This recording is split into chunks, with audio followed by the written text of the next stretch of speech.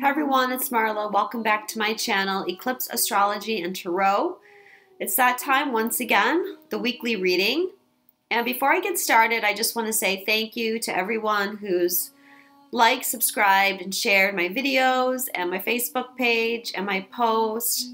I'm getting record numbers and my readings are booked a few weeks out, so thank you so much. And if you watch my videos and they resonate with you, please consider subscribing and hitting the like button so that more people are able to find me. All right, let's talk about the energy this week. The first card up is the overall energy. 8 of Arrows. So it looks like this week we're going to be confronting our fears.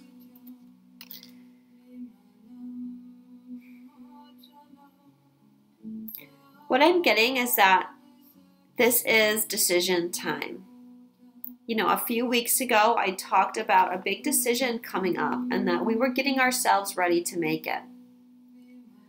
Well, now is the time to make it.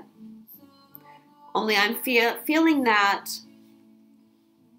a lot of you are feeling stuck or trapped,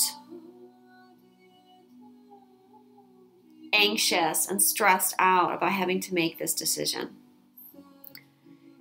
And Spirit is saying, you don't have to worry. Everything's going to be okay.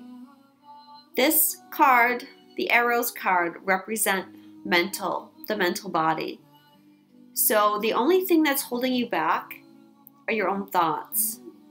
If you look closely at the card, this is Psyche on there. She's feeling trapped, but she's not. There's nothing in front of her. So if she chooses to, she can move forward. It's only her dark thoughts that are keeping her stuck. It's kind of a prison of your own making.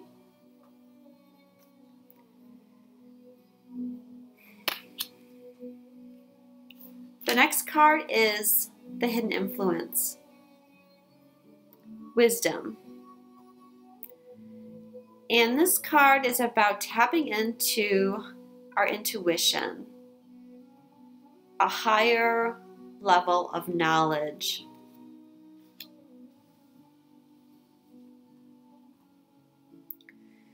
So what I'm feeling is that everyone knows what this decision is, and you have known about it for a while, but you've just been putting off the actual making of a decision. And what this card is telling me is that you've been getting signs all along for what your decision should be, in the form of visions, dreams, synchronicities, and gut feelings. And yet you're not listening to what Spirit is trying to tell you. Very important to tap into your inner guidance this week and trust those gut feelings that you're getting.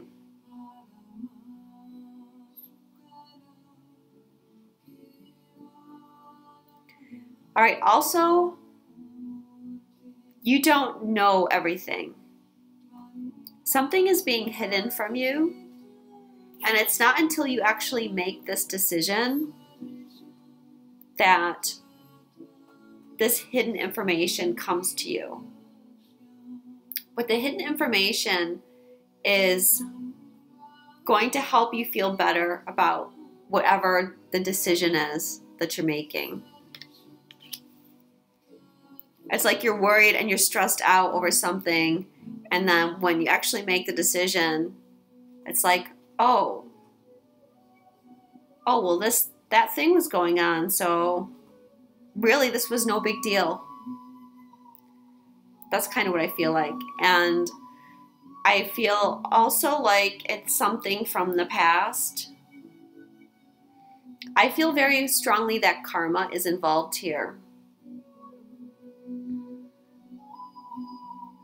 Karma and or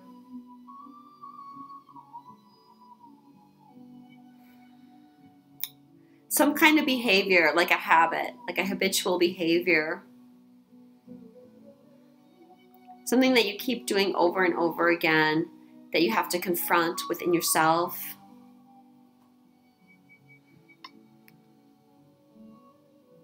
And the other cards point to, it being something that's unconscious in you that suddenly becomes conscious.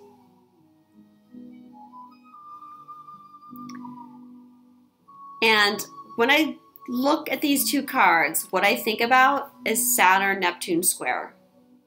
This card is all Saturn. Fear, restrictions, repression, feeling trapped. On this card is Neptune. It's our dreams, our visions, our soul guidance. It's seeing the bigger picture. It's lack of clarity. And Saturn and Neptune are square right now. So there's tension there. But what I'm feeling is that those two are really working right now to put us on our life path. And this decision has to do with our life path and where we're going. The first card for guidance from Spirit, and I did get 2 cards this week from Spirit. The first one is transformation. No surprise, right? We're undergoing a major transformation right now. Change is inevitable.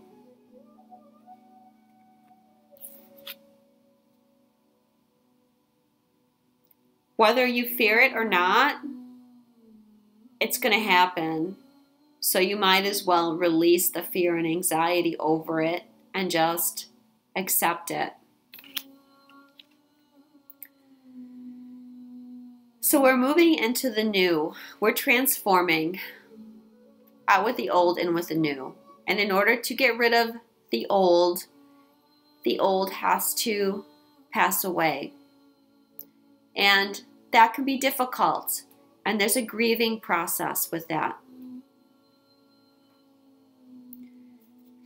But if you look at it from a higher state of consciousness, you'll see clearly that it's needed and necessary.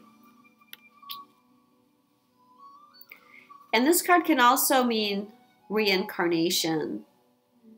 So again, I'm feeling some karma involved here with the situation. The next card from Spirit is balance.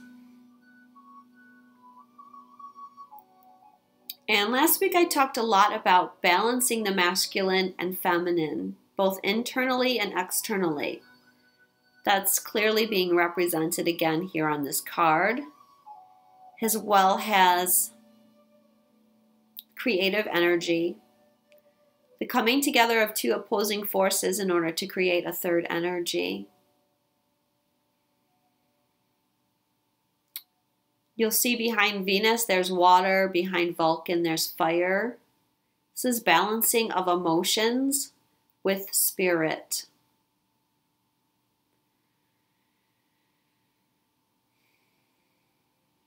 Also balancing the unconscious with the conscious.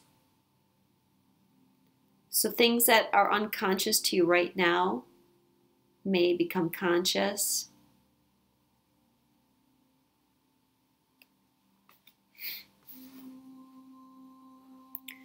This card is about forgiving too. Whatever karma is being cleared right now, if you don't forgive the person, you're going to end up coming back again and reliving it with them again. Do you really want to do that? So forgive them and release them with love.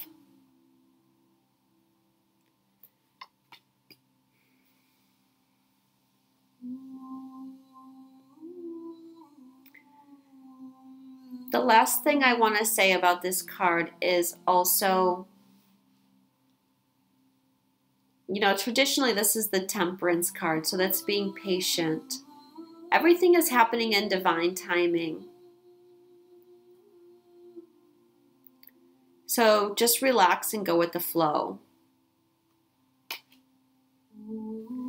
And I feel like for most people, there's like 5 things that are probably happening in your life right now. You could be starting a new love affair or getting married. You could be getting divorced. You could be having a child. You could be starting a new creative project. Or you could be going through an awakening, or any combination of the above.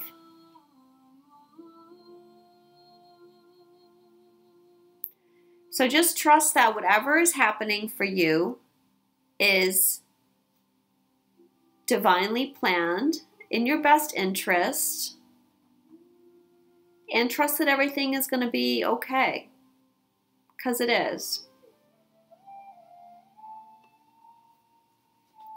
And this week, I decided to draw a daily guidance from our angels card to see if the angels had any advice for us.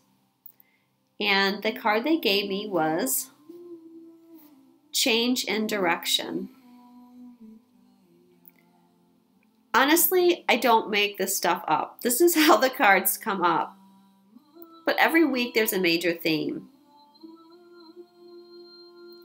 And the angels say the changes you're experiencing are divinely directed by your newborn willingness to open your heart to love and our guidance. You are protected now and in the future, so follow your path to the happy outcome you desire. So your old ways are no longer working for you. The old people, the old situations, the old emotions, the old belief patterns have to go, making way for the birth of something new.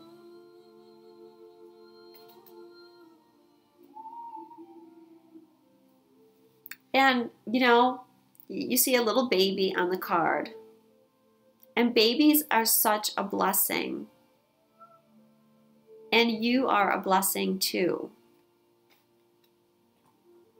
And, the angels are caring for you.